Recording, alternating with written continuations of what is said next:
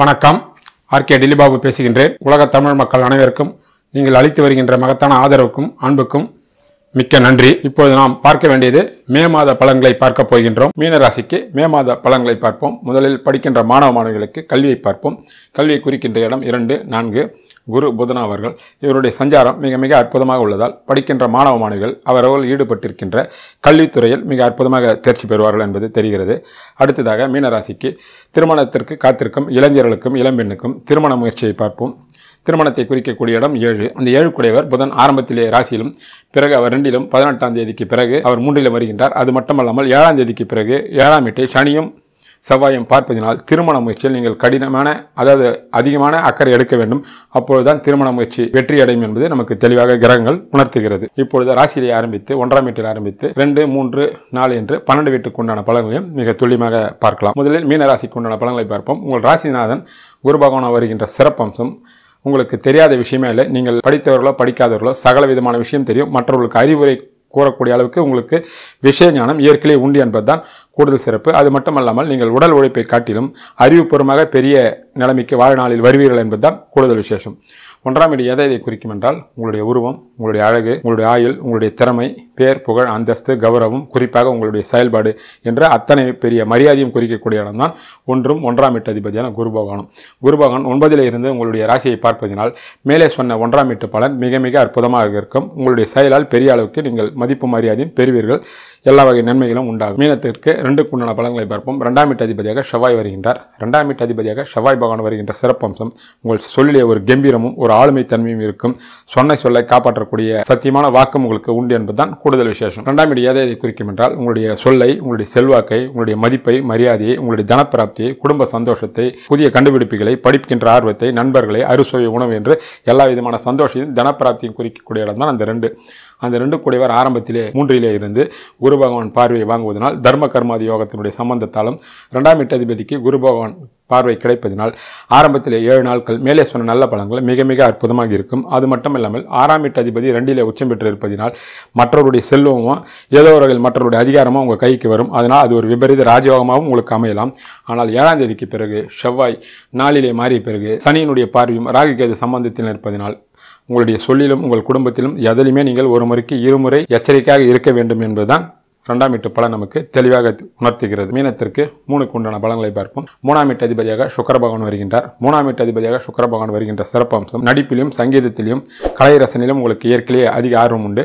உங்களை இளையவர்களாக இருக்கக்கூடியவரும் கலை அம்சம் உடையவர்களாகவும் அழகானவர்கள் இருப்பார்கள் தான் கூடுதல் விசேஷம். 3ஆம் வீடு எதை குறிக்கும் என்றால் உங்களுடைய வீரத்தை, உங்களுடைய காதலை, உங்கள் தைரியத்தை, இளைய சகோதர சகோதரிகளை, உங்களுடைய நண்பர்கள் சகாயத்தை, சிறு பயணங்களை, உங்களிடத்தில் பணிபுரிவர்களை, சங்கீத ஞானத்தை என்று பலவிதமான விஷயங்களை குறிக்கக்கூடிய இடம் தான் அந்த 3. இந்த 3 கூடையவர் ஆரம்பத்தில் உச்சம் பெற்று இருப்பதினாலும் 10ஆம் தேதிக்கு பிறகு அவர் 2லே வந்தாலும் அங்கு 6 கூடையவர் சேர்க்கை இருப்பதினாலும் 3ஆம் வீட்டை ஆரம்பத்திலே குருவும் செவ்வாயும் சம்பந்தப்படுவதனால் ஆரம்பத்திலே எந்த விதமான பிரச்சனையும் இருக்காது. அதன் பிறகு இளையவர்கள் மூலியமாக உங்களுக்கு ஏதோ ஒரு வகையில் வீண் விரைய செலவுகளோ அல்லது மனக்கசப்புகளோ வருவதற்கு வாய்ப்புள்ளது. அவரிடத்தில் நீங்கள் விட்டு கொடுத்து செல்ல வேண்டும் என்பது 3ஆம் வீட்டு பலன் நமக்கு தெளிவாக உணர்த்துகிறது. மீனத்திற்கு 4க்கு உண்டான பலன்களை பார்ப்போம். 4ஆம் வீட்டு அதிபதியாக புதன் பகவான் வருகின்றார். 4ஆம் வீட்டு அதிபதியாக புதன் பகவான் வருகின்ற சிறப்பம்சம் உங்களுக்கு ஏற்கனவே படிப்பதிலும் எழுதுவதிலும் அளவற்ற ஆர்வம் இருக்கும். உங்கள் தாயும் மிக சிறந்த அறிவாளியாகவும் நல்ல நகைச்சுவை உணர்வு உள்ளவர்களும் இருப்பார்கள் என்பதுதான் கூடுதல் விஷயம். 4ஆம் வீடு எதை குறிக்கும் என்றால் பட்டம், பதவி, உங்களுடைய உடல் வலிமை, தாயாருடைய உடல் நலம், மனநலம், வீடு, வண்டி, வாசல், வாகனம், சொத்து சுகம், குறிப்பாக இன்ப சுற்றுலா என்று சகல விதமான சந்தோஷத்தையும் இன்பத்தையும் கொடுக்கக்கூடிய இடம் தான் அந்த 4. அந்த 4 கூடையவர் ஆரம்பத்திலே உங்கள் ராசியிலும் பிறகு அவர் 2லும் பிறகு அவர் 3லேயும் இருப்பார்.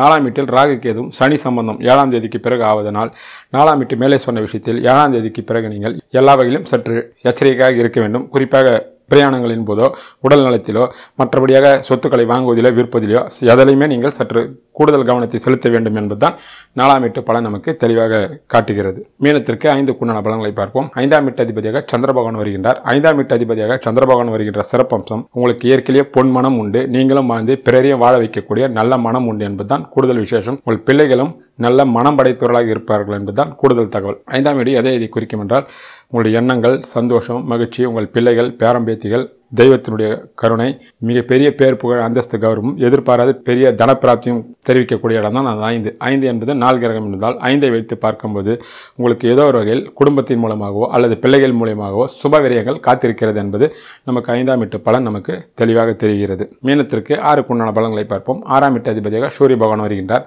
உங்களுக்கு வட்டியோ வம்போ வழக்கோ இருந்தால், உங்களுடைய தெய்வ அனுக்கிரகத்தினால் அந்த கடனோ வேறு ஏதாவது பிரச்சனைகள் இருந்தால் நீங்கள் சர்வ சாதாரணமாக நீங்கள் அதை வெல்வீர்கள் என்பதுதான் கூடுதல் சிறப்பு. 6ஆம் வீடு எதை குறிக்கும் என்றால் வம்பு, வழக்கு, போட்டி, பொறாமை, கடன், நெளிவு என்று பலவிதமான தொல்லைகளை குறிக்கக்கூடிய இடம் தான் அந்த 6. அந்த 6 கூடியவரே 2லே போய் சென்று இருப்பதனால் உங்களுக்கு இந்த மாதம் எதிர்பாராத மிகப்பெரிய தனப்பிராப்தி வரும். குறிப்பாக மற்றவருடைய பணம் உங்கள் கையில் வரும். அது பணமோ அதிகாரமோ ஏதோ ஒரு செல்வாக்கோ என்பது வேறு விஷயம். காரணம், 2ஆம் வீட்டு அதிபதி 6லே சென்றால் எதிரிகளுடைய பணம் உங்கள் கையில். ஆனால் 2ஆம் வீட்டு அதிபதி 6க்கு சென்றால் உங்கள் பணம் எதிரிகளிடத்தில் மாட்டிவிடும் என்பதுதான் ஜோதிட விதி. அதனால் 6ஆம் வீட்டு அதிபதி 2லே இருப்பதினால் எதிர்பாராத தனப்பிராப்தி உண்டு என்பதுதான் 6ஆம் வீட்டு பலன் நமக்கு தெளிவாக உணர்த்துகிறது. மீனத்திற்கு 7க்கு உண்டான பலன்களை பார்ப்போம். 7க்கு உண்டானவர் புதன் பகவான் வருகின்றார். 7ஆம் வீட்டு அதிபதியாக புதன் பகவான் வருகின்ற சிறப்பம்சம், ஆணாக இருந்தால் பெண், பெண்ணாக இருந்தால் ஆண், சிறந்த நகைச்சுவை உணர்வு உள்ளவர்களாகவும் சிறந்த அறிவாளியாகவும் இருப்பார்கள் என்பதுதான் கூடுதல் விசேஷம். 7ஆம் வீடு எதை குறிக்கும் என்றால் கணவன் மனைவியை குறிக்கும், காதலை குறிக்கும், நண்பர்களை குறிக்கும், கூட்டு வியாபாரத்தை குறிக்கும், இன்ப சுற்றுலாவை குறிக்கும், வியாபாரத்தை குறிக்கும், அரசாங்கத்தினுடைய ஆதரவு, வெளிநாடு செல்வது, வெளியூர் செல்வது, பல வெற்றிகளையும் குறிக்கக்கூடிய இடம்தான் அந்த 7. அந்த 7 கூடியவர் ஆரம்பத்திலே உங்கள் ராசியிலும் இருக்கின்றார். பிறகு அவர் 2லும் 18ஆம் தேதிக்கு பிறகு அவர் 3க்கு மாறுகின்றார். அது மட்டும் இல்லாமல் 7ஆம் வீட்டை சனியும் செவ்வாயும் 7ஆம் தேதிக்கு பிறகு சனி செவ்வாயினுடைய பார்வை இருப்பதினால் கணவன் மனைவி விஷயத்திலேயோ அல்லது நண்பர்கள் விஷயத்திலேயோ கூடுதலான சற்று கவனம் தேவை. விட்டு கொடுத்து செல்ல வேண்டும்.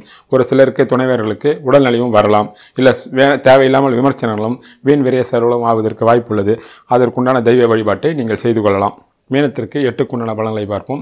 8ஆம் வீட்டு அதிபதியாக சுக்கிர பகவான் வருகின்றார். 8ஆம் வீட்டு அதிபதியாக சுக்கிர பகவான் வருகின்ற சிறப்பு, எதிர்பாராமல் மிகப்பெரிய தனப்பிராப்தி வருவதற்கும் கணவனாலோ மனைவியாலோ அல்லது பெரிய யோகம் வருவதற்கு வாய்ப்பு உள்ளது என்பதுதான் அதனுடைய விஷயம்.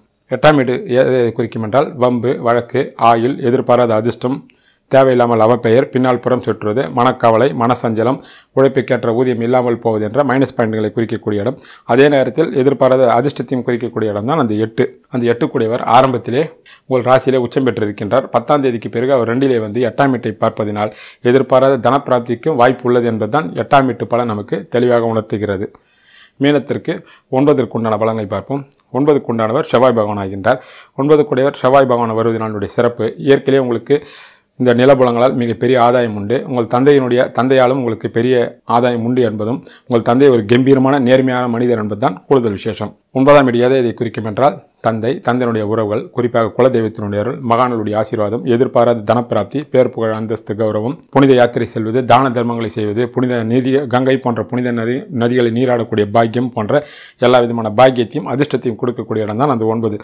அந்த 9லே குரு பகவானும் ஆரம்பத்திலே செவ்வாயும் பார்ப்பதினால் 7ஆம் தேதி வரை உங்களுக்கு எந்த விதமான பிரச்சனையும் இருக்காது. மேலே சொன்ன நல்ல பலன்கள் அதிர்ஷ்டம் உங்களை தழுவும். 7ஆம் தேதிக்கு பிறகு செவ்வாய் நாளிலே சனியினுடைய பார்வையும் சனி செவ்வாயினுடைய நேரடி பார்வை இருப்பதினால் மேலே சொன்ன 9ஆம் வீட்டு விஷயம், குறிப்பாக தந்தை வர்க்கத்தினுடைய மூலமாக ஏதோ மனக்கசப்புகளோ வீண் வெறிய செலவுகளோ வருவதற்கு வாய்ப்புள்ளது.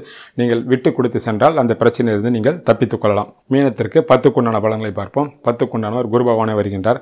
10ஆம் வீட்டு அதிபதியாக குரு பகவான் வருகின்ற சிறப்பம்சம், நீங்கள் படித்தவரோ படிக்காதவரோ பிறருக்கு உபதேசம் செய்யக்கூடிய அளவுக்கு உங்களுக்கு ஆற்றலும் அறிவும் இயற்கையிலே உண்டு என்பதும், நீங்கள் உழைப்பை காட்டிலும் அறிவு சார்ந்த விஷயத்தில் தான் உங்களுடைய வாழ்க்கை தரமும் மிக பெரிய அளவில் செல்லும் என்பதுதான் 10ஆம் வீட்டு அதிபதியாக குரு பகவானே வருகின்ற மிக சிறந்த அமைப்பாகும்.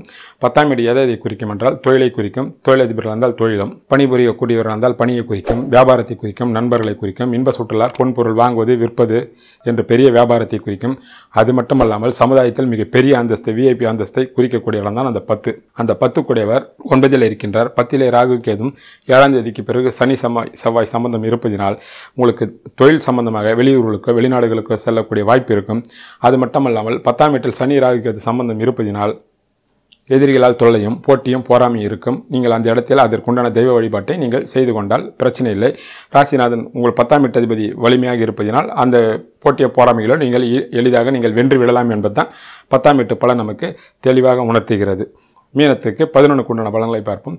11க்கு உண்டானவர் சனி பகவான் வருகின்றார். 11ஆம் வீட்டு அதிபதியாக சனி பகவான் வருகின்ற சிறப்பம்சம், தொழில் உங்களுக்கு எந்த அளவுக்கு லாபம் வருகின்றதோ அந்த அளவுக்கு சுபவிரயங்களும் வரும் என்பதுதான் 11ஆம் வீட்டு அதிபதியாக சனி பகவான் வருகின்ற விசேஷம். 11ஆம் வீடு எதை குறிக்கும் என்றால் பெரிய லாபத்தையும் தனப்பிராப்தியும் செல்வாக்கியம், உங்களுடைய ஆசைகளை நிறைவேற்றக்கூடியதும் அதிர்ஷ்டத்தையும் பெரிய வெற்றியும் குறிக்கும். உங்களுடைய மூத்த சகோதரியும் குறிக்கக்கூடிய இடம் தான் அந்த 11. அந்த 11 கூடியவர் 10ல் இருக்கின்றார்.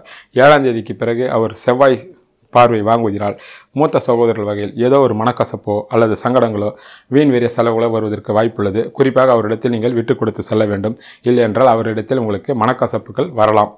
மீனத்திற்கு 12க்கு உண்டான பலனை பார்ப்போம். 12ஆம் வீட்டு அதிபதியாக சனி பகவான் வருகின்றார். 12ஆம் வீட்டு அதிபதியாக சனி பகவான் வருகின்ற சிறப்பம்சம் உங்களுக்கு எதிலையும் எந்த அளவுக்கு லாபங்கள் வருகிறதோ அந்த அளவுக்கு விரயங்களும் வாழ்நாளில் வரும். அது மட்டுமல்லாமல் பிறருக்காக நீங்கள் விட்டு கொடுத்து செல்லக்கூடிய அமைப்பு, அதாவது லாபத்திலே லாபமாக இருந்தாலும் சரி பணமாக இருந்தாலும் சரி மற்றவர்களுக்காக விட்டு கொடுக்கின்ற இயற்கையான சுவாபம் உங்களுக்கு உண்டு என்பதுதான் 12ஆம் வீட்டு அதிபதியாக சனி பகவான் வருகின்ற சிறப்பம்சமாகும்.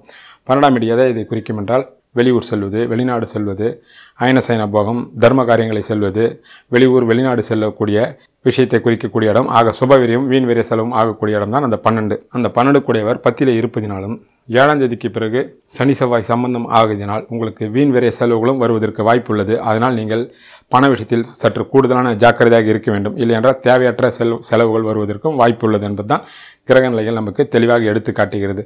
ஆக சனி செவ்வாய் சம்பந்தத்தினால் ஒரு சில மைனஸ் பாயிண்ட்டுகள் இருந்தாலும் குரு பகவானுடைய சஞ்சாரத்தினால் ஒரு வெற்றி மாதமாகவும் ஒரு முன்னேற்றமான மாதமாகவும் மே மாதம் அமையும் என்பது நமக்கு கிரகநிலைகள் தெளிவாக உணர்த்துகிறது மீனராசிக்கு. இப்பொழுது மே மாதத்திற்குண்டான தெய்வ வழிபாட்டினை பார்ப்போம். குறிப்பாக இந்த சனி செவ்வாயினுடைய சம்பந்தத்தால் அனைவரும் முருக வழிபடுவது மகத்தான நல்ல பலன்களை தரும். குறிப்பாக கந்தசஷ்டி கவசத்தை படிப்பதும் முருக வழிபாடும் நல்ல பலன்களை தரும். ஸ்ரீ ஆஞ்சநேயர் சுவாமியை வணங்குவதும் ராம மந்திரத்தை சொல்லுவதும் அருகாமையில் உள்ள திருக்கோயிலுக்கு சென்று நெய் தீபம் ஏற்றுவதும் மகத்தான நல்ல பலன்களை கட்டாயம் தரும் என்பதுதான் மே மாதத்திற்குண்டான தெய்வ வழிபாட்டு முறையாகும். நன்றி, வணக்கம்.